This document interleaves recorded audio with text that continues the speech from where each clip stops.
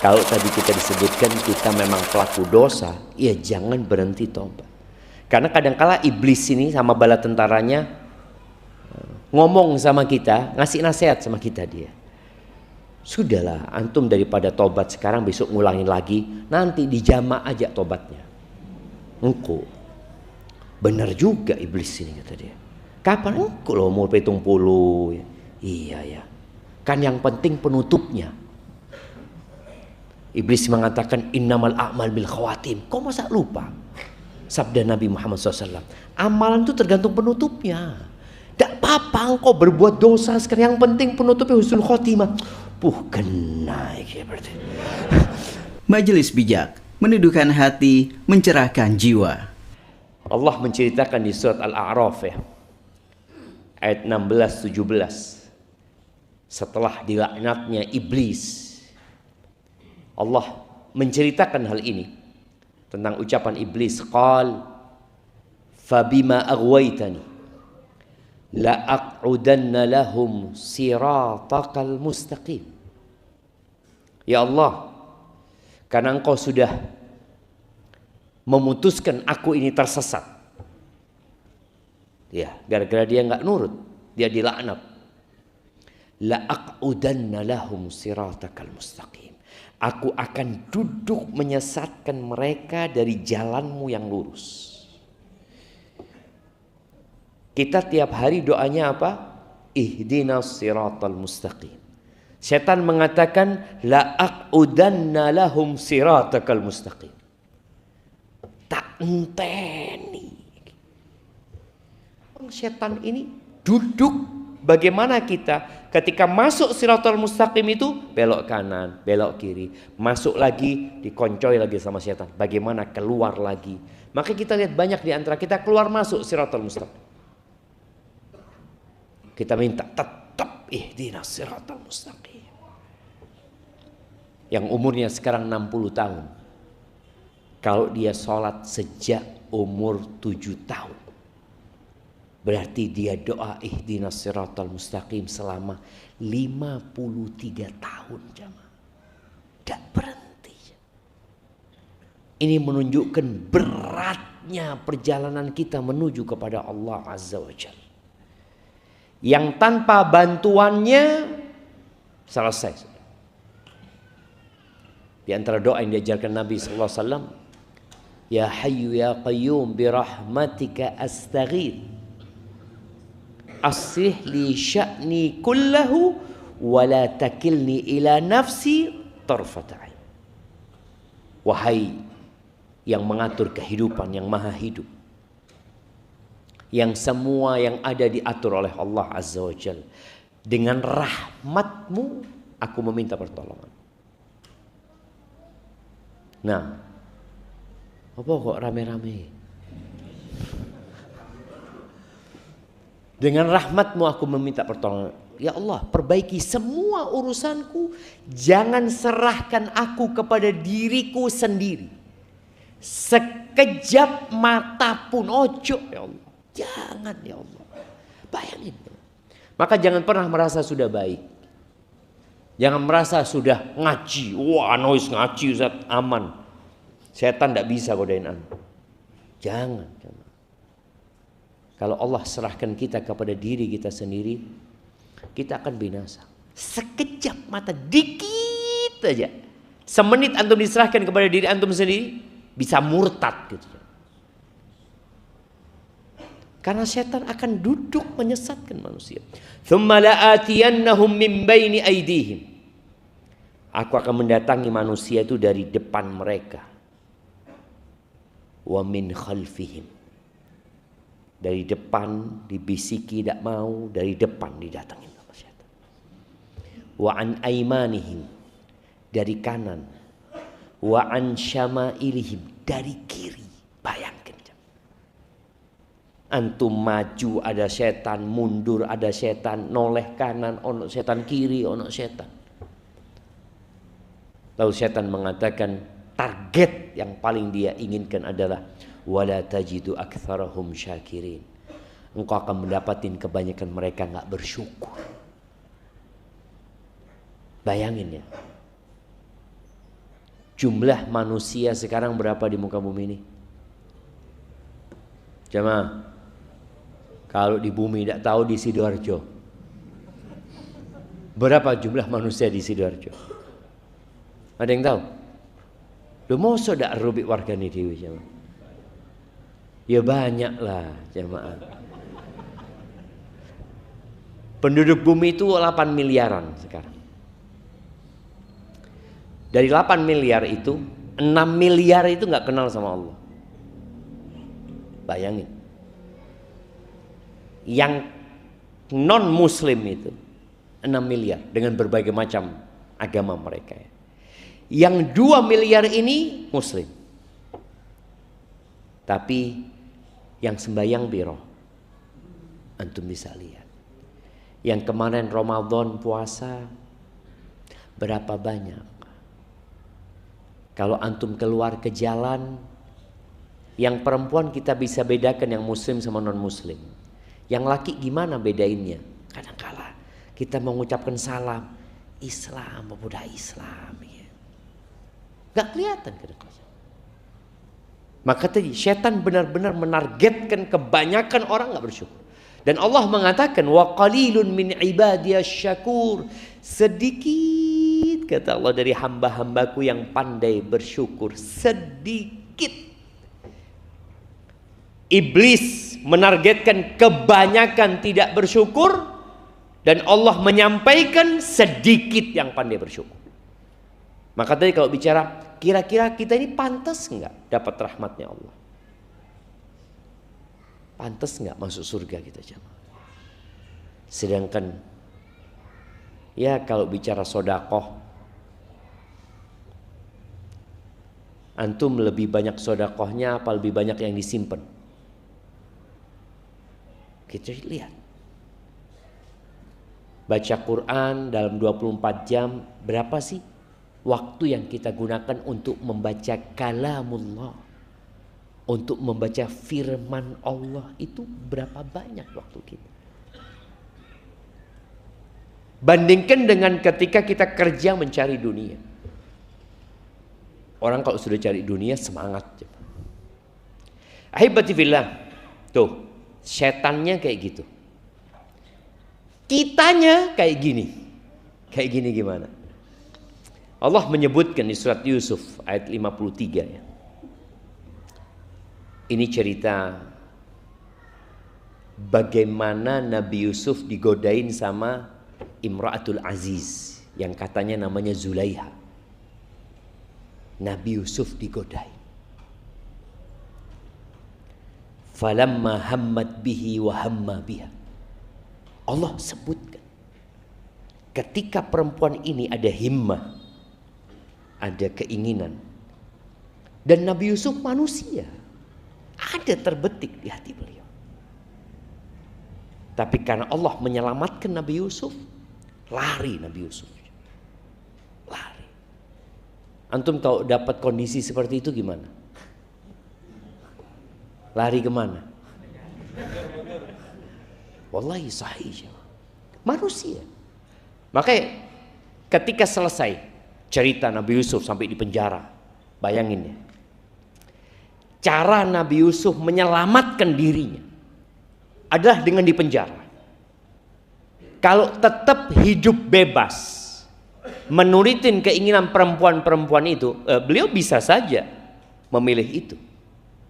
Tapi ketika pilihannya dua, antara dia mengikuti nafsunya, syahwatnya, bayangkan dia, beliau dipaksa untuk memuaskan perempuan itu. Sebagai seorang laki-laki ya ada keinginan itu. Maka Nabi Yusuf mengatakan, Rabbi sijnu ahabbu ilayya mimma yad'unani ilaih. Wahai Tuhanku, penjara lebih aku cintai daripada ajakan mereka. Setelah keluar dari penjara, Nabi Yusuf nggak mau langsung keluar. Karena nama Nabi Yusuf sudah jelek. Orang-orang mengatakan, oh ini buktinya benar Nabi Yusuf ini berbuat jahat. Kenapa? Itu di penjara. Kan orang selalu berpikir, karena dia di penjara berarti dia melakukan kesalahan itu. Maka Nabi Yusuf nggak mau keluar. Tanyakan dulu kepada perempuan-perempuan itu, kata dia. Kenapa aku sampai di penjara? Baru mereka akhirnya cerita. Kita nggak tahu kecuali kebaikan dari dia, kata dia. Disinilah Imra'atul Aziz mengatakan, wa ma ubarri'u nafsi, kata dia. Aku nggak mau menyucikan diriku, aku yang salah, kata dia. Dia lalu mengatakan, innan nafsa la ammaratum bisu. Sesungguhnya jiwa itu sering menyuruh kepada keburukan. Maka kita kalau mengikuti hawa nafsu ini bahasa Arab. Hawa itu keinginan, nafsu itu jiwa. Kalau kita mengikuti keinginan jiwa, selesai. Jiwanya ingin seperti itu, setannya terus membisikkan keburukan. Illa ma rahima rabbi, kecuali yang dirahmati oleh Tuhanku. Artinya orang selamat dari kemaksiatan itu karena rahmat Allah Subhanahu wa ta'ala. Jadi kalau antum kepengin tahu posisi antum itu di sisi Allah itu di mana, maka lihatlah di mana Allah meletakkan antum. Kalau ingin tahu posisi kita di sisi Allah, maka lihatlah di mana Allah memposisikan antum. Apakah antum sering membaca kitab Allah? Itu juga rahmat Allah gitu. Apakah antum berbakti sama orang tua? Apakah antum memutuskan silaturahim? Apakah antum orang yang ngutang tidak bayar-bayar? Lo ada jamaah. Orang baik tapi kata siapa baik dia? Kata dia. Tapi utang tidak bayar-bayar. Padahal kata Nabi SAW, ahsanukum qadaan. Orang yang terbaik di antara kalian adalah yang paling baik kalau nyaur utang. Kalau mengurusi utang. Jadi kalau mau tahu orang baik itu gimana dia bayar utangnya? Kalau masih ditagih, berarti kurang baik. Kalau sebelum ditagih kabur, ya tambah tidak baik gitu jemaah. Tapi ketika orang itu melunasin tepat waktu, bahkan melunasinya dengan lebih baik. Utang 1 juta bayar 1.100.000. Boleh enggak? Boleh enggak? Kenapa kok boleh? Nabi kayak gitu. Kalau utang tambahin kemana? Melunasinya. Masya Allah, zakat anak kasih hadiah. Masya Allah, fadl. Yang tidak boleh itu kalau minta tambahan. Itu yang tidak boleh. Tapi kalau dilebeni tidak apa-apa. Tapi kalau orang itu minta tambahan, itu yang namanya riba. Akadnya itu 1 juta bayar 1.100.000. Tapi kalau dia enggak, maka di sini di mana Allah memposisikan antum di rahmat Allah buat kita. Maka ketika antum, ya Allah, alhamdulillah Anda bisa sholat malam, ya Allah, makasih ya Allah, alhamdulillah ya Allah, Allah bangunkan antum. Tapi kalau ternyata antum sholat malam enggak, subuh telat, walaupun kadang-kala jadi imam sing telat kafe, ada kan jamaah. Jadi kita telat, oh ya Allah, kok kayak gini hamba ya. Antum lihat posisi antum, kok seperti ini hamba ya. Kenapa orang lain bisa, kenapa aku nggak bisa ya Allah? Tadi. Kenapa orang itu bisa shaf pertama Jumatan shaf pertama itu mahal jamaah.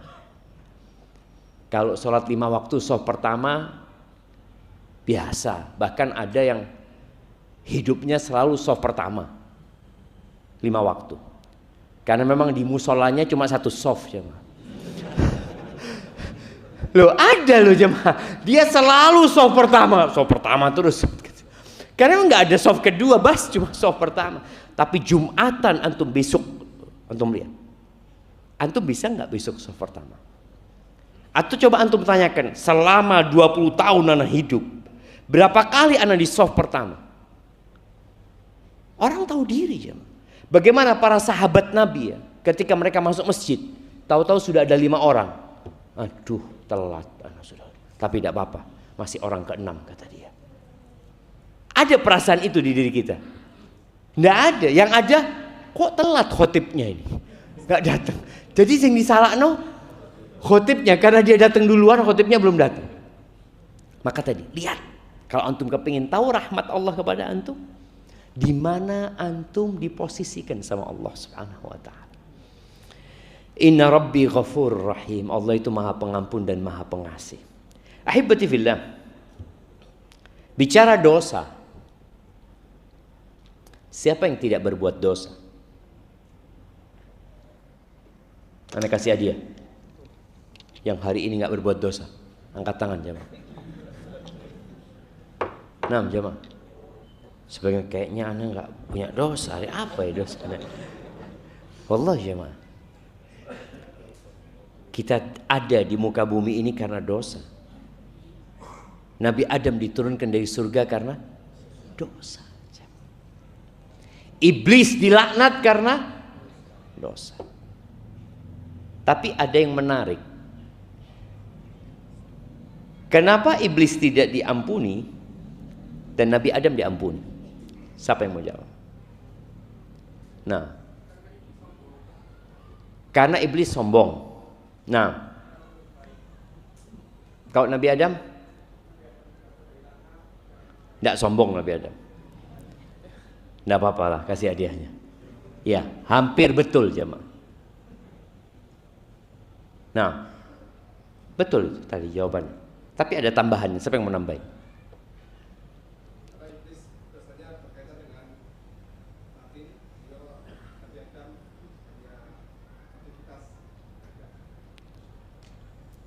Iblis berkaitan dengan hati, tapi kan tidak mau sujud dia. Berkaitan dengan badan juga dia.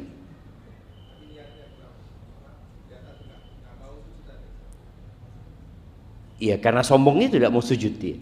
Sahih. Tidak apa-apa, kasih hadiah juga. Si ono hadiah nih ya, Nah,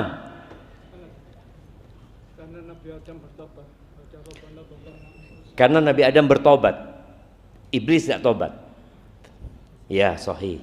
Nah, puntek hadiah nih ya. Perbedaannya, tadi semua itu betul. Perbedaannya itu Nabi Adam itu melanggar sebuah larangan.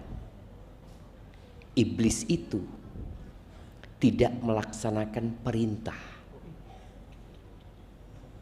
Makanya dosa tidak melaksanakan perintah itu lebih besar.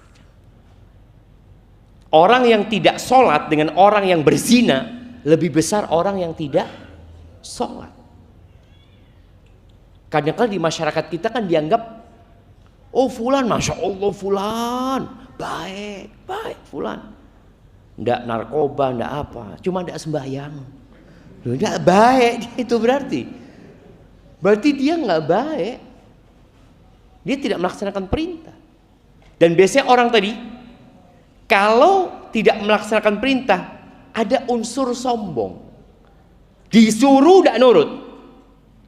Kalau dilarang melanggar, biasanya karena nafsu. Karena nafsu. Nabi Adam tadi dibujui sama iblis ini. Kau mau aku kasih tahu? Hal adulluka, pinter iblis jemaah. Iblis itu punya pengalaman godain kita sejak Nabi Adam sampai sekarang. Nabi Adam meninggal dunia, Nabi Nuh meninggal dunia, kaumnya itu ya disesatkan sama iblis ini. Dia ngomong, kau mau Adam, aku kasih tahu pohon khuldi. Makanya kita sekarang kalau tanya Nabi Adam makan apa? Buah khuldi. Yang ngasih nama khuldi siapa? Iblis itu. Padahal enggak, mati Nabi Adam. Khuldi itu artinya kekal gitu. Buah kekekalan.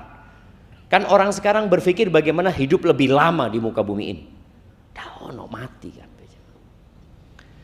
Maka tadi kalau bicara dosa, semua berbuat dosa. Bahkan subhanallah ya, anak kalau baca hadis ini, anak ngelihat anak banget gitu. Ini hadis berkaitan sama anak. Nggak tahu sama antum. Anak akan bacakan hadis ini. Hadis ini diriwayatkan Imam Tabrani dari Abdullah bin Abbas radhiyallahu anhuma bahwa Nabi alaihi salatu wasallam bersabda, "Ma min 'abdin mu'min." Tidak ada satupun hamba yang beriman illa walahu dzambun, melainkan dia punya dosa. Ada yang tidak punya dosa di sini? Setelah hadis ini yakin semua punya dosa. Tidak ada satupun orang beriman melainkan dia punya dosa. Dosanya dua macam, dua model dosanya. Kata Nabi SAW, ya'taduhul faina ba'dal faina. Ada dosa yang dikerjakan nanti tobat, kerjakan tobat, kerjakan tobat. Ada jamaah koyo iyo. Memang betul. Ini yang paling ringan. Al-faina ba'dal faina. Dia kerjakan nanti berhenti, kerjakan nanti berhenti. Model yang kedua, au dzambun huwa muqimun alaihi la yufariq. Atau dosa yang dia tidak meninggalkan, mukim dia di dosa itu. Terus dilakoni. Sampai kapan? Kata Nabi SAW, hatta yufariqad dunya. Sampai meninggal dunia. Cuma ada dua loh modelnya. Tidak ada satupun orang beriman. Ini nggak bicara orang kafir ya. Ini bicara orang beriman. Innal mu'min khuliqa mufattanan. Mukmin itu memang diciptakan untuk diuji. Kita diciptakan untuk diuji. Jadi kalau kita bicara iman, maka iman itu jalan bersama fitnah. Allah Azza wa Jalla mengatakan, ahasiban nasu an yaqulu amanna wahum la yuftanun. Apakah orang-orang mengira dengan mereka mengatakan kami beriman lalu mereka tidak difitnah? Loh, nggak benar pemikiran ini. Walaqad fatanna alladzina min qablihim. Kata kami telah menfitnah orang-orang sebelum mereka.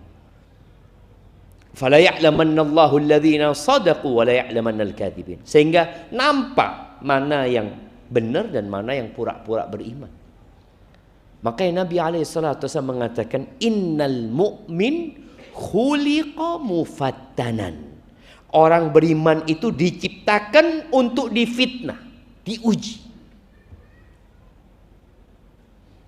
Makanya pernah ada yang tanya kepada Imam Syafi'i, mana yang lebih utama? Seorang itu dikasih bala, dikasih fitnah, atau seorang itu dikasih kedudukan? Mana yang lebih utama coba? Siapa yang mau jawab? Anda kasih hadiah. Hah? Kenapa? Kok bala?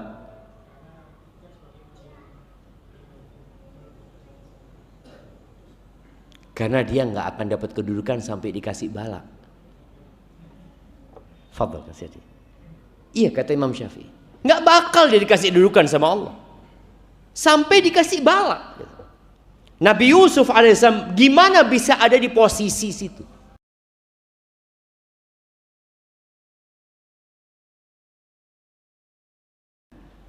Dibuang.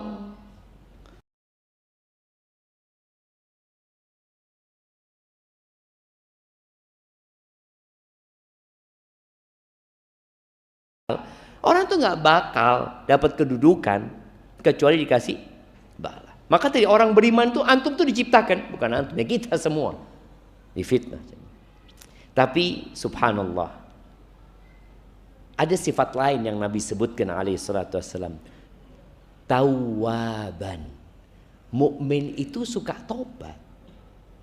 Suka tobat. Antum merasakan ketika antum habis berbuat dosa, ya Allah, enggak, ya Allah. Sepurone ya Allah, hamba minta maaf ya Allah. Enggak wis ya Allah. Seperti itu. Tapi tahu-tahu nanti ngelakoni kayak sebagian yang terjebak di judol, judi online. Kalau kalah taubat enggak? Ya Allah, kalah hamba ya Allah. Iya, orang mukmin itu suka tobat. Tapi kata Nabi SAW, nasian, cuma sering lali, suka lupa kita dia. Idza dzukira dzakar. Tapi kelebihan orang beriman itu li dielingno eling. Maka kenapa kita nggak boleh berhenti mengingatkan saudara-saudara kita? Antum nanti nih pulang dari kajian ini, elingno. Ya, antum bisa tulis di grup keluarga. Sampaikan ini kesimpulan dari kajian Ustadz. Pas mungkin tidak ada yang baca. Tapi yang jelas dibaca malaikat dan ditulis dalam catatan antum. Kita menjalankan tugas kita. Dan di antara memposisikan diri kita mulia di sisi Allah Azza wa Jalla adalah melaksanakan perintahnya. Kita semua hafal surat Al-Asr, wal 'asri innal insana lafi khusr. Itu kata Allah. Semua manusia itu dalam kerugian. Illal ladzina amanu, kecuali orang beriman. Alhamdulillah, Allah menjadikan kita orang beriman. Wa 'amilus shalihat. Alhamdulillah, Allah kasih taufik kita datang kajian hari ini. Dan semoga kita bisa beramal soleh sampai mati. Apakah cukup beriman dan beramal soleh? Nggak cukup. Allah katakan watawasau bil haq. Nggak cukup antum kajian ngerungokno dewe, pokoknya tak lakoni dewe lho, nggak cukup. Terus watawasau bil haq, antum harus sampaikan itu.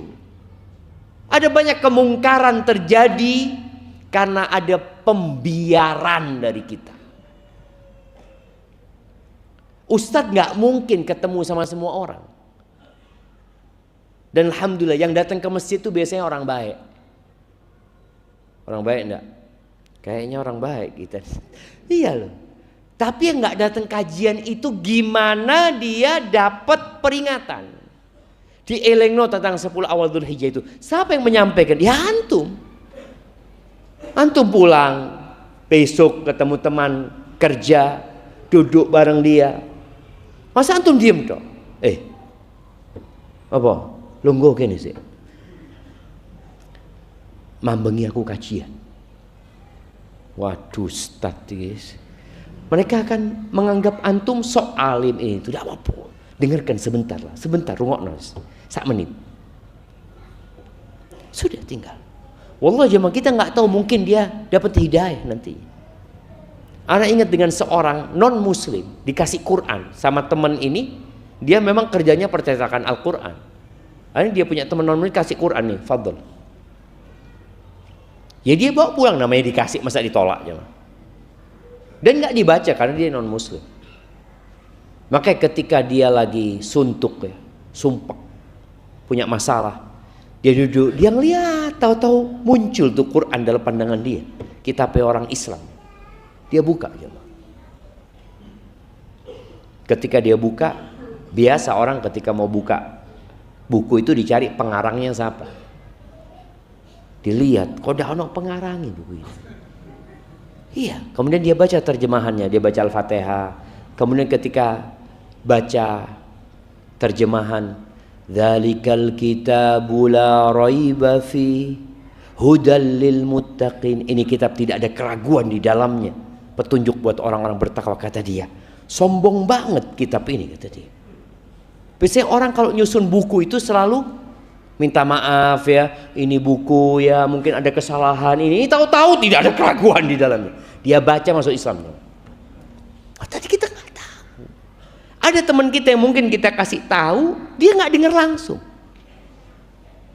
Sampai ada cerita kawan di Batam, hafizahullah taala, yang dia cerita, anak itu dia seorang polisi, tapi dia cerita anak polisi nakal dulu. Sampai istri anak kepingin anak bener. Nah, tadi emak-emak kadang-kadang lihat suaminya nggak datang kajian.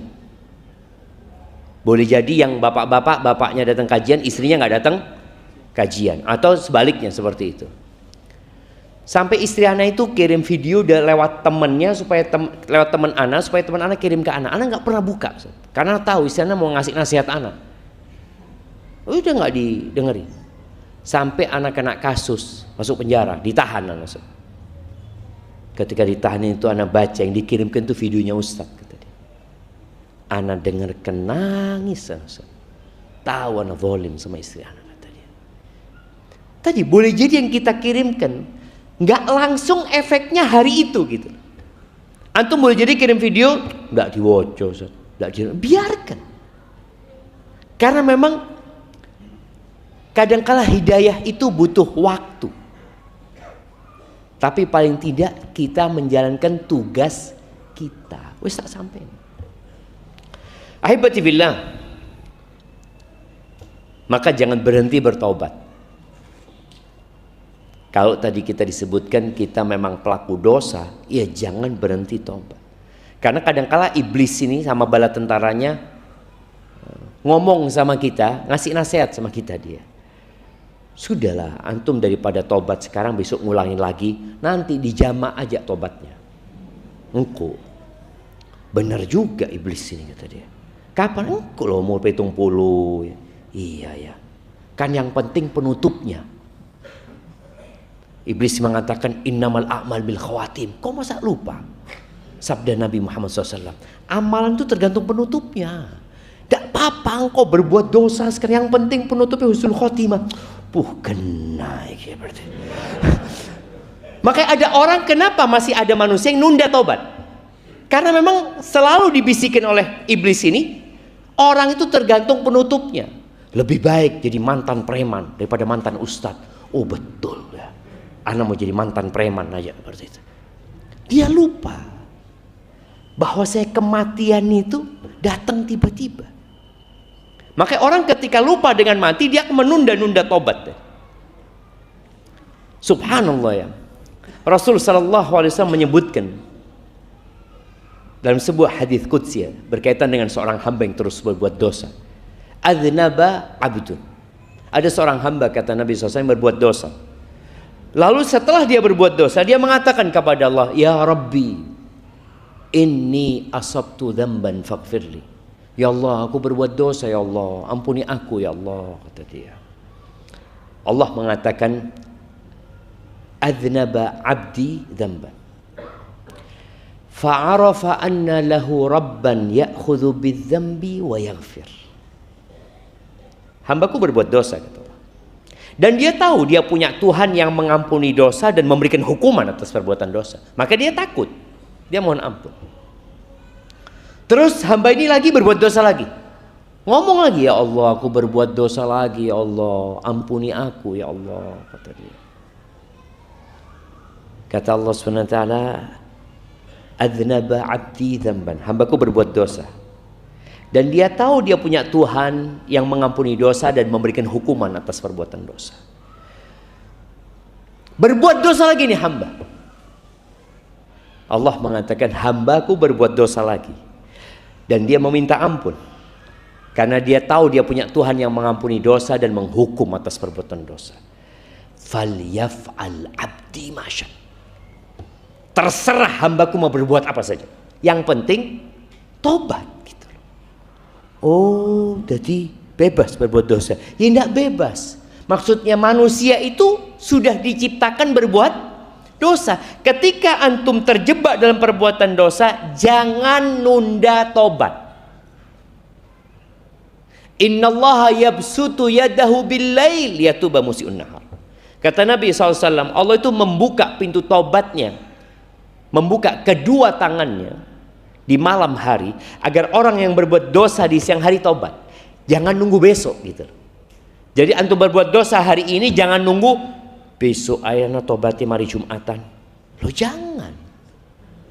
Kan habis asar tuh doa mustajab, Ustaz. Lo jangan. Mau doa besok nggak apa-apa, tapi tobatnya sekarang. Apa syaratnya tobat? Angkat tangan yang mau jawab. Nah, 3+1 syaratnya. Mengulangi lagi dosa itu. Tidak ngulangi. Tadi sudah ngulangi dia 7 kali. Lupa antum. Nah, yang pertama menyesali. Yang kedua,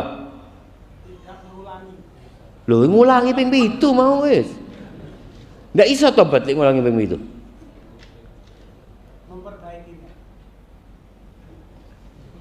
Pernah tobat Bapak? Iya, kita ulangi lagi. Yang pertama menyesali. Yang kedua, setelah menyesali apa? Menyesali perbuatannya. Oke. Yang kedua, memperbanyak amal soleh gitu. Iya. Yang ketiga,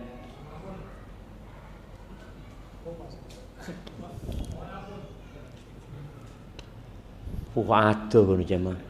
3+1 harus lengkap jemaah. Kita ini kadang-kadang merasa anak sudah tobat Ustaz. Loh tapi syaratnya belum lengkap. Nah, menyesali. Loh tidak mengulangi itu 7 kali ngulangi guys. Memohon ampun istighfar. Meninggalkan, oke. Menyesali, meninggalkan. Bukan tidak ngulangi, tapi niat untuk tidak ngulangi. Lek ngulangi mau itu. Orang itu ngulangin. Insyaallah. Nah, kasihkan ke beliau. Yang ini kasih separuhnya tadi ya.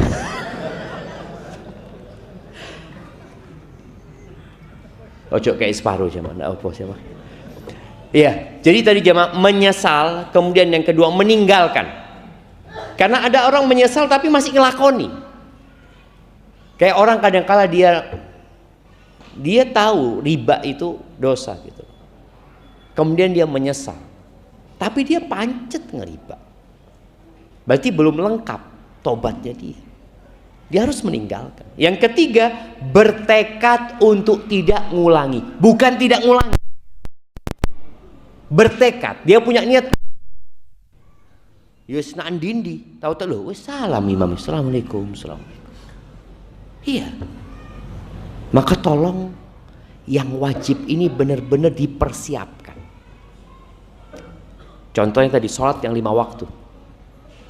Bagaimana antum sholat dengan ruh, bukan hanya jasadnya yang bergerak, yang tidak tahu imam di rakaat pertama baca apa, rakaat kedua baca apa, nggak tahu. Tapi yang jelas imamnya baca surat Al-Fatihah. Kadang-kadang kita lalai. Dalam sebuah hadis qudsi yang diriwayatkan oleh Imam Bukhari, Nabi SAW bersabda, Innallaha qal, sesungguhnya Allah berfirman. Ini hadis qudsi ya. Allah mengatakan, Man ada li waliyan faqad adzantuhu bil harb. Barang siapa yang memusuhi waliku, maka aku mengumumkan perang sama dia. Makanya orang yang mengganggu waliullah itu hidupnya berantakan. Allah mengumumkan perang. Siapa waliullah?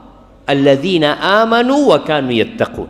Waliullah itu orang yang beriman dan bertakwa, melaksanakan perintah dan menjauhi larangan. Lalu Allah jelaskan, wa ma taqarraba ilayya 'abdi bi syai'in ahabba ilayya mimma aftaradtuhu alaih. Tidaklah hambaku mendekatkan dirinya kepadaku dengan amalan yang lebih aku cintai daripada yang aku wajibkan. Makanya penting belajar perintah-perintah Allah. Mana yang wajib, mana yang sunnah, kita jadi tahu. Kenapa kok perlu belajar? Bukan untuk meremehkan sunnah, bukan, tapi untuk memprioritaskan yang wajib. Karena tadi jangan sampai orang sholat malam subuh telat. Lu ya apa sih? Ya gimana Ustaz? Anak semalam sholat malam Ustaz, subuhnya jam 7 ya. Lu ya apa? Maka tadi Jangan sampai antum fokus dengan yang sunnah untuk memperbaiki, tapi yang wajib akhirnya berantakan. Maka kalau ingin mendekatkan diri kepada Allah, laksanakan yang wajib. Kalau imannya lagi turun, yang wajib jaga. Walaupun umpamanya nggak bisa seperti biasanya.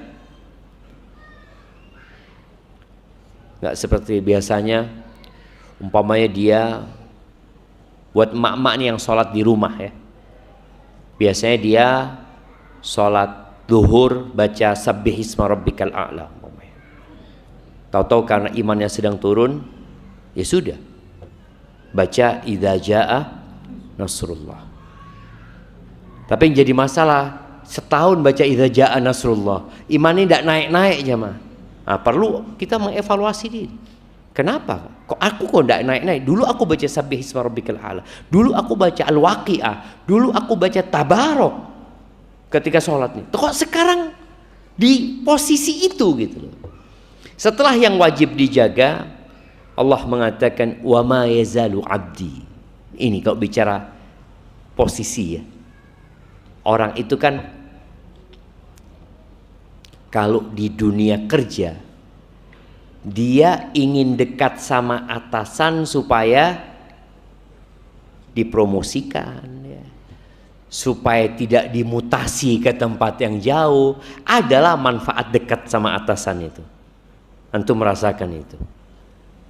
Maka kalau ingin dekat sama Allah, kalau yang wajib kan semua sama. Kalau kita bicara nih sholat Isya, semuanya sholat Isya. Kita sholat Isya bareng-bareng. Apa yang membedakan kita? Yang sunnah. Kata Allah, wa ma yazalu abdi, dan hambaku ini terus yataqarrabu ilayya bin nawafil. Dia mendekatkan dirinya kepadaku dengan yang nawafil, yang tidak wajib, yang sunnah-sunnah. Hatta uhibbahu, sampai aku cinta sama hamba. Jadi kalau antum mau dicintai Allah, laksanakan yang sunnah. Dan masyarakat awam, ya kita dulu juga mungkin seperti itu. Kalau ditanya sunnah itu, kalau dikerjakan dapat pahala, ditinggalkan nggak apa-apa. Itu kan masyarakat seperti itu. Padahal sebenarnya rugi, karena kita kehilangan pahala. Apalagi kalau sistem kapitalis ya, belum untung aja sudah dihitung untung sama dia. Kayak umpamanya orang jualan di pinggir jalan, tahu-tahu ada galian di depan tokonya. Apa yang dia katakan? Saya mengalami kerugian. Rugi apa? Ya sejak ada galian ini. Kan memang belum dapat untung antum. Iya, seharusnya Anda dapat untung. Gara-gara ada galian, orang nggak bisa beli di tempat Anda. Ini rugi. Oh, masya Allah tuh. Belum dapat aja sudah dihitung untung sama dia. Tadi pahala-pahala itu, kenapa antum nggak hitung untung? Sehingga orang kalau dikasih tahu, iki lo sunnah, oh kan cuma sunnah. Makruh, aduh, makruh itu dikerjakan tidak apa-apa, ditinggalkan dapat pahala. Terus dikerjakan, ya kan tidak apa-apa, rugi. Orang tuh rugi antum ketika mengerjakan yang makruh itu. Antum kehilangan keuntungan. Dan orang yang cerdas itu akan berpikir enggak, rugi ya. Maka dia akan semangat melaksanakan yang sunnah dan menjauhi yang makruh. Terus kalau sudah dicintai Allah, jangan ditanya antum akan dapat apa, jemaah. Yang terakhir jemaah, sebelum kita masuk ke sesi tanya jawab ya, ada sebuah doa yang diajarkan oleh Nabi SAW kepada sahabat yang namanya Shaddad ibn Aus. Nabi pernah mengatakan kepada Shaddad ini, ya Shaddad ibn Aus, dipanggil sama Nabi SAW, idza ra'aitan nas qad iktanazu adh-dhahaba wal fiddah, kalau engkau melihat, engkau akan hidup di satu fase nanti, engkau melihat orang-orang itu menimbun harta emas dan perak. Kita tahu fitnahnya umatnya Nabi Muhammad SAW apa? Harta. Sahabat hidup susah dahulu, Tapi akan ada fase di mana harta berlimpah ruah. Orang yang hidup di Indonesia itu mengalami fase sulit. Di masa penjajahan Belanda contohnya. Orang itu pakai baju. Ya kita dulu waktu SD dikasih tahu. Bajunya dari apa? Goni. Iya. Dari goni mereka. Makannya gaplek. Terus apa yang hitam?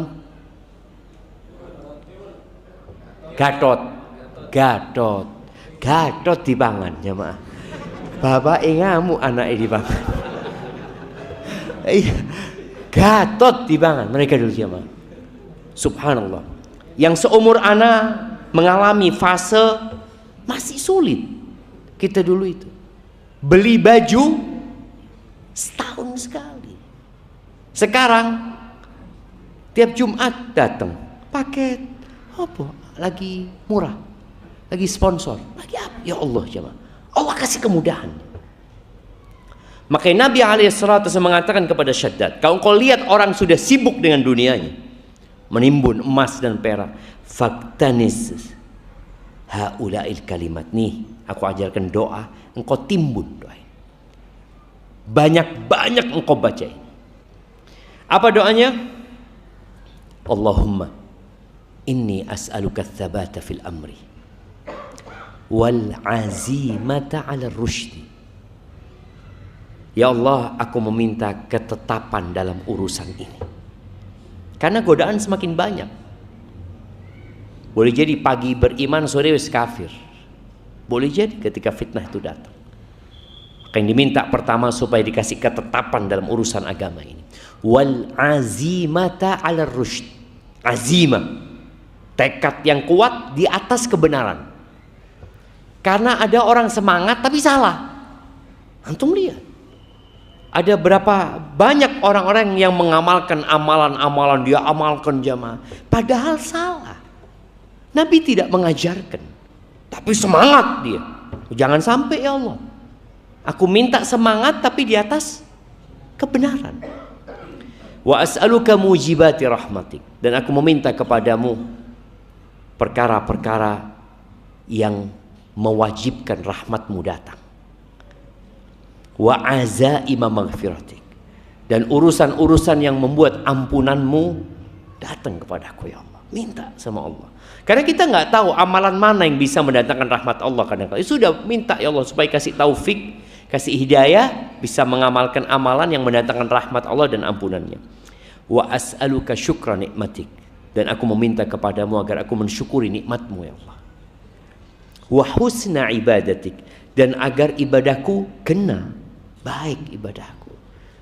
Karena ada orang beribadah yang penting ibadah, yang penting sholat enggak. Bagaimana ibadahnya hasan, bahkan ahsan kalau bisa. Kita minta sama Allah SWT. Wa as'aluka qalban saliman, dan aku meminta kepadamu hati yang selamat. Ya, selamat dari semua penyakit ya, khususnya dari kesyirikan. Kemudian dari kecintaan kepada dunia, dari hasad, iri, dengki. Allah jemaah. Itu penyakit yang bisa menghilangkan kebaikan-kebaikan kita jemaah. Minta qalban saliman, walisanan sadiqan, minta lisan yang jujur, hatinya salim, lisannya sadiq. Maka Abu Bakar disebut as-siddiq ya, subhanallah. Wa as'aluka min khairi ma ta'lam, aku meminta dari kebaikan yang engkau ketahui. Wa a'udzubika min syarri ma ta'lam, dan aku berlindung kepadamu dari keburukan yang engkau ketahui. Artinya kita menyerahkan kepada ilmu Allah, dan kita tahu Allah ilmunya meliputi segala sesuatu. Wa astaghfiruka lima ta'lam, dan aku memohon ampun kepadamu atas yang engkau ketahui dari dosa-dosa yang aku kerjakan. Innaka anta allamul ghuyub, sesungguhnya engkau maha mengetahui dengan yang gaib. Tuh jamaah, baca doa itu, dihafalin, dicari doanya. Hadisnya sahih diriwayatkan Imam Ahmad, dan perlu banyak-banyak kita mengamalkannya. Taib, ana akan jawab beberapa pertanyaan yang masuk. Masya Allah, diketik pertanyaannya jemaah. Niat ini jemaah. Assalamualaikum Ustaz. Waalaikumsalam. Salahkah saya jika saya tidak menikah dan tidak mempunyai anak? Pada saat kecil saya mengalami pelecehan seksual berulang kali dan mengakibatkan berubahnya pandangan dalam hidup menjadi bisek dan mengenai mental saya. Saya melakukan segala upaya memperdalam agama sampai dengan ke psikiater, ruqyah dan meminum obat penenang sampai gaji saya habis untuk berobat. Dan alhamdulillah pada detik ini saya sembuh dan bisa mengontrol diri saya. Tidak lama kemudian ujian baru datang lagi. Saya sakit dan didiagnosa HIV. Karena penyakit itu timbul di antara 3 sampai 10 tahun kemudian. Usaha saya yang saya lakukan hancur seketika, serasa tidak ada hasilnya. Saya tidak pernah menceritakan hal ini kepada siapapun. Apa yang harus saya lakukan? Apakah berdosa bila saya berbohong kepada calon istri saya? Atau apakah saya termasuk egois jika saya tetap menikah dan mempunyai anak karena bisa menularkan kepada istri dan anak saya?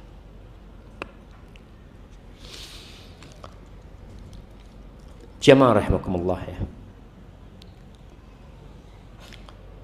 Kalau bicara bala, hidup ini adalah ujian. Ketahuilah ketika Allah memberikan bala kepada seseorang, itu tanda cinta Allah kepada hambanya. Idza ahabballahu 'abdan ibtala. Kalau Allah cinta kepada hambanya, Allah kasih bala dia. Dan boleh jadi bala yang antum alami ketika antum kecil, yang kemudian menyebabkan antum jadi nggak benar. Lalu setelah itu antum berobat, dan ketika antum berobat iman antum membaik, Allah kasih bala lagi, karena memang antum mampu menghadapi bala itu sekarang. Kenapa bala itu tidak diberikan kepada antum ketika antum masih bisek? Kenapa? Karena memang Allah tahu antum sekarang mampunya dapat bala itu. Dan dengan bala itu seharusnya antum berbaik sangka sama Allah SWT. Karena bala itu menghapuskan dosa dan mengangkat derajat. Bala itu menghapuskan dosa dan mengangkat derajat. Antum tahu dengan dosa-dosa antum. Maka nasihat ana, hadapi dengan bertobat kepada Allah dan ingat dengan kematian. Karena kematian itu membuat kita jadi lebih nyaman menghadapi hidup ini. Orang kaya kalau ingat mati dia tidak akan GR. Orang miskin kalau ingat mati ya dia juga nggak akan putus asa, karena dia tahu orang kaya pun akan mati dan aku pun akan meninggal dunia. Kalau bicara menikah jangan, kecuali antum menjelaskan, antum berobat, antum jelaskan kepada pasangannya berkaitan dengan penyakit yang memang berkaitan dengan urusan ranjang nanti, yang nanti akan membahayakan calon antum dan anak-anak. Maka sampaikan. Boleh jadi antum akan mendapatkan istri yang sama seperti antum, nggak ada masalah. Dan jangan pernah berpikir tidak ada kesembuhan. Allah Azza wa Jalla kalau mau kasih kesembuhan, Allah tinggal mengatakan kun fayakun, selesai. Itu mungkin nasihat ana, dan antum perbanyak istighfar dan berbuat baik. Semoga dengan antum berbaik sangka sama Allah, memperbanyak istighfar, Allah angkat penyakit antum. Dan kalau bicara apakah berdosa ketika orang tidak menikah dan tidak mempunyai anak, tergantung masalahnya. Kenapa dia tidak menikah? Kalau seorang tidak menikah karena memandang pernikahan itu sesuatu yang tidak baik, maka dosa dia. Karena nikah itu sunnah Nabi SAW. Tapi kalau dia tidak menikah dikarenakan memang ada masalah yang membuat dia tidak bisa menikah, nggak ada masalah buat dia. Dan boleh jadi Allah menyediakan sesuatu yang lebih indah buat dirinya. Barakallahu fikum. Baik jemaah, sebelum Anda lanjutkan pertanyaan, antum sudah kenal nggak dengan yang di kanan kiri antum? Sudah. Nah, yang baju putih ini kenal sama yang di kanan antum? Enggak. Kenapa? Tidak perlu kenal, penting. Ayo kenalan di sini jemaah. Antum kenalan dengan yang kanan sama saudara antum. Karena biar dia datang ke pengajian ini ketemu dulure kan jemaah. Nah, tanya namanya siapa, dari mana, bukan cuma salaman meneng-menengan.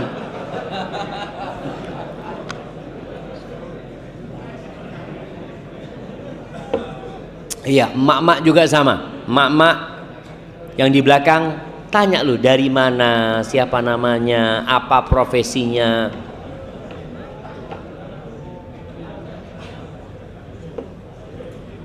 Sudah.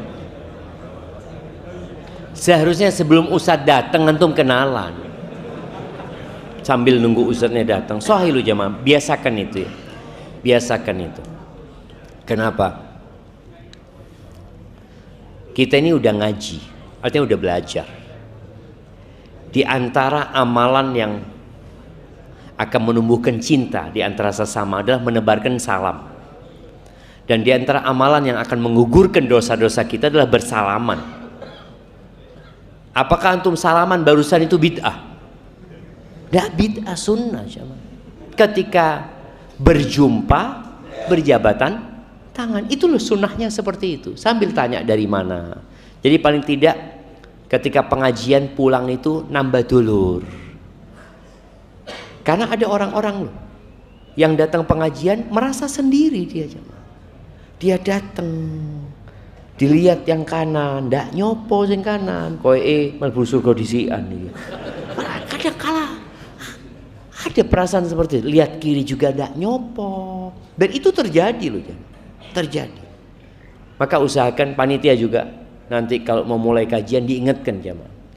Sebelum ustadznya datang disampaikan tolong ya yang sudah nyampe duluan untuk berkenalan dengan teman-temannya. Tadi orang mukmin itu diciptakan nasia, suka lupa. Idza dzukira dzakar, lek dielingno eling. Kayak barusan disuruh kenalan. Iya. Mau kenalan sih isin-isin pisan. Duh, kayak opo? Loh, dulur kita loh jemaah. Allah yahdikan tuh. Bagaimana hukum seorang anak yang menelantarkan orang tuanya yang lagi sakit karena pernah berselisih? Subhanallah jemaah. Al-jaza'u min jinsil amal ya. Balasan itu sesuai dengan perbuatan. Kama tadinu tudan. Jadi sunnatullahnya itu dalam kehidupan ini, sebagaimana engkau berbuat, engkau akan dapat balasan. Ada seorang mahasiswa, ana sebagai pembimbing skripsinya, dia itu nulis skripsi penelitian di sebuah panti jompo di Jember. Dia ingin mencari tahu kenapa anak itu kok menelantarkan orang tuanya. Subhanallah jemaah. Ya, ana lupa berapa persen, tapi banyak di antara mereka ya karena orang tuanya yang menelantarkan anak-anaknya. Jadi ini orang tua ada yang cerita, iya saya yang salah kata dia. Karena dulu waktu saya nikah, saya punya anak, saya tinggal. Saya kerja kemana, sudah tua, pulang. Balik ingin diperhatikan sama anaknya. Walaupun anak tetap wajib loh berbakti sama orang tuanya.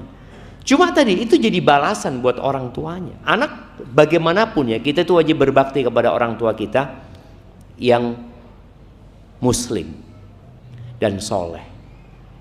Kita wajib berbakti kepada orang tua kita yang muslim tapi jahat. Tetap kita wajib berbakti. Kita wajib berbakti kepada orang tua kita yang kafir. Wajib berbakti. Kepada orang tua kita yang kafir dan menyuruh kepada kekufuran, tetap wajib berbakti. Hanya saja kita nggak boleh taat dalam kemaksiatan. Tapi kalau berbuat baik itu wajib. Maka kalau bicara ini kadang-kadang orang tua tanya apa hukumnya gitu loh. Maka coba orang tua juga memikirkan, boleh jadi aku penyebabnya.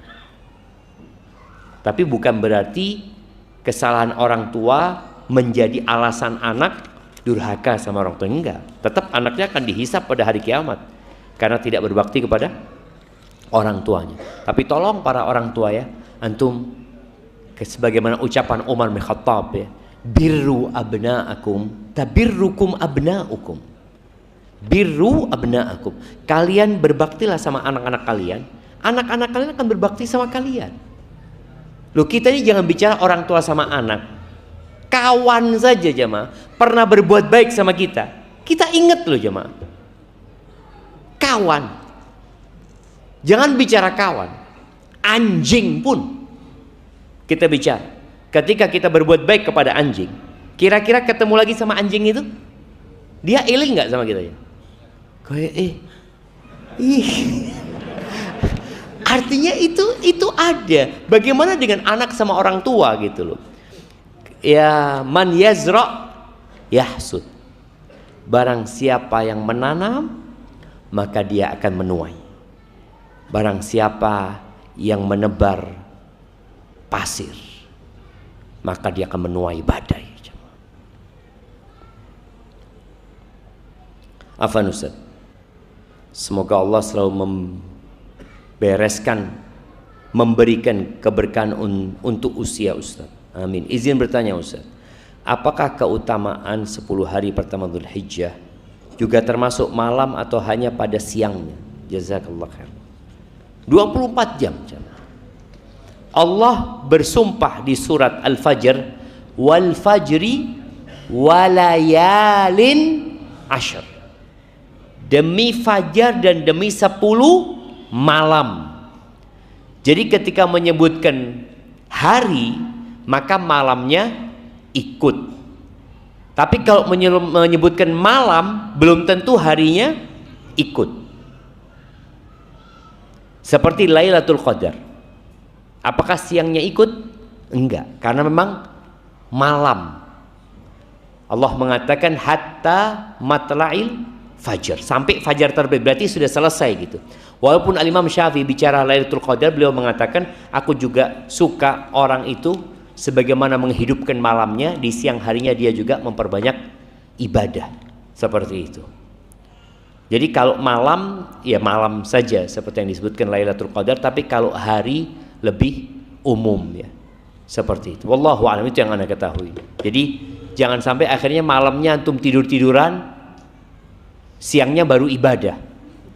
Padahal Sa'id bin Jubair yang meriwayatkan hadis Ibnu Abbas berkaitan dengan keutamaan 10 hari-hari awal Dzulhijjah itu, dia mengatakan la tudfi'u surujakum, jangan kalian jangan kalian padamkan lentera-lentera kalian di 10 malam awal Dzulhijjah. Ini menunjukkan bahwasanya malamnya juga termasuk malam-malam yang mulia jemaah.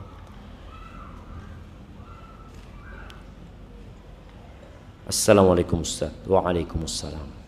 Izin bertanya, akhir-akhir ini banyak yang buat story WA dengan kata-kata seperti ini: Allah mengumpulkan laki-laki seminggu sekali buat diceramai, pasti ada alasannya. Mohon pendapat antum Ustaz. Jazakallah khair.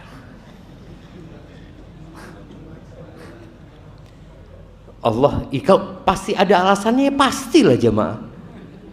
Sejumat sekali, bukan seminggu sekali ya.